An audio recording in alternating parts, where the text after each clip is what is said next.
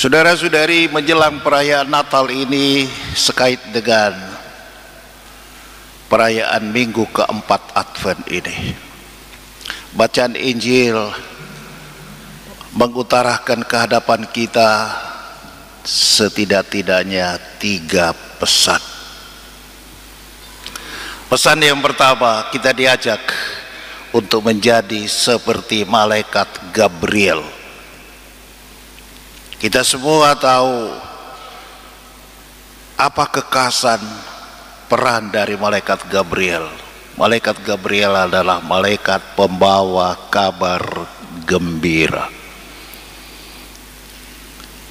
Dia mendatangi Maria dan mengatakan, engkau akan mengandung dan melahirkan seorang anak, dan itu tidak lain adalah putra Allah sendiri.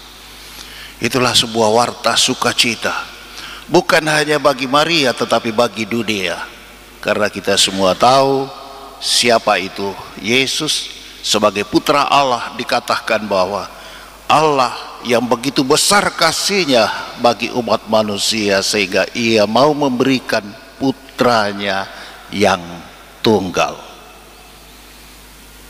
untuk menyelamatkan kita. Itulah warta gembira Natal yang diawali dengan berita yang disampaikan oleh malaikat Gabriel. Saudara-saudari, kita semua dengan cara kita masing-masing, mari menjadi pembawa kabar gembira bagi sesama. Janganlah kehadiran dan kata-kata kita menjadi duka cita, menjadi soal, menjadi masalah bagi orang lain. Janganlah kita menjadi pembawa masalah, kalau perlu kita menjadi pembawa solusi. Amin. Itu yang pertama. Yang kedua, mari kita belajar meyakini apa yang dikatakan oleh malaikat Gabriel kepada Maria. Sebab kata malaikat Gabriel, tidak ada yang mustahil bagi Tuhan. Kalimat itu untuk menanggapi Maria yang bingung, panik, takut. Saya belum bersuami. Sehingga tadi dikatakan di dalam Injil tadi, Maria bertanya, bagaimana caranya? Bagaimana caranya? Saya masih gadis, saya belum punya suami, tapi engkau mengatakan dalam waktu dekat aku akan mengandung dan melahirkan seorang anak. Secara logika manusia tidak mungkin. Tapi Allah bekerja mengatasi pikiran manusia. Allah bekerja membuat yang tidak mungkin menjadi mungkin. Air saja bisa jadi anggur. Itu ilmiawan mana yang bisa membuat itu atau bisa mempertemukan rumus itu? Tidak ada. Orang yang sudah mati dibuat hidup kembali. Itu tidak mungkin menurut akal sehat kita manusia. Laut Merah terbelah sehingga umat Israel bisa menyeberang. Nonsens, tidak mungkin menurut logika manusia. Tapi apa yang tidak mungkin bagi manusia, itu mungkin bagi Tuhan.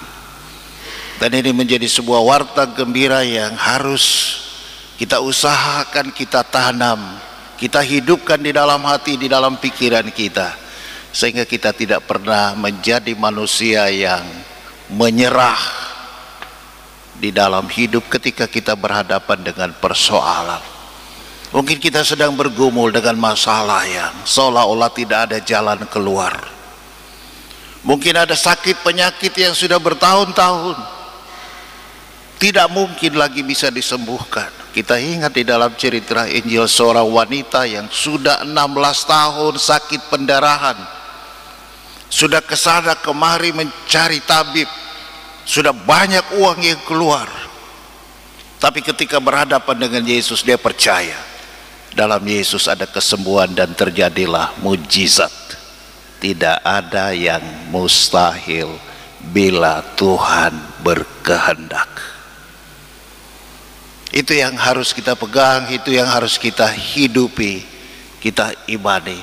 Sehingga sekali lagi kita sebagai anak-anak Tuhan tak pernah boleh putus asa, tak pernah boleh menyerah. Selalu akan ada jalan bagi orang yang percaya dan mengandalkan Tuhan. Dan yang ketiga, kita belajar dari Bunda Maria.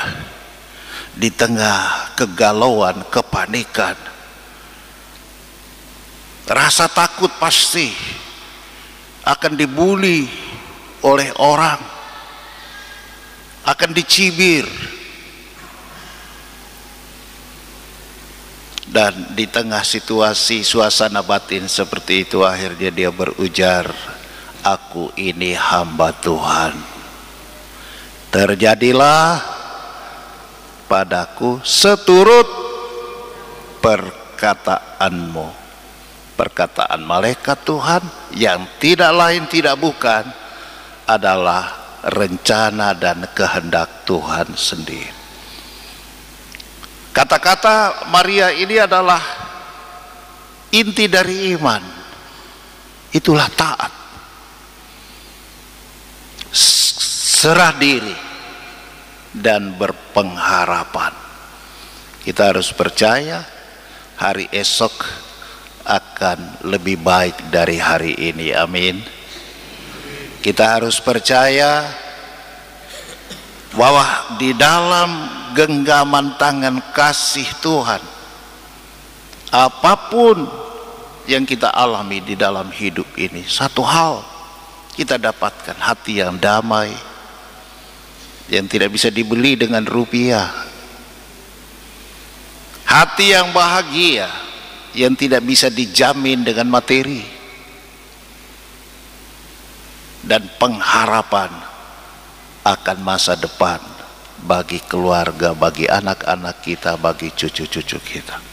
Mari kita membangun hidup seperti Bunda Maria, berserah diri kepada Tuhan. Ecce ancilla Domini, aku ini hamba Tuhan, fiat mihi secundum verbum tuum, terjadilah padaku seturut perkataanmu. Shalom, selamat, Tuhan memberkati kita semua. Amin.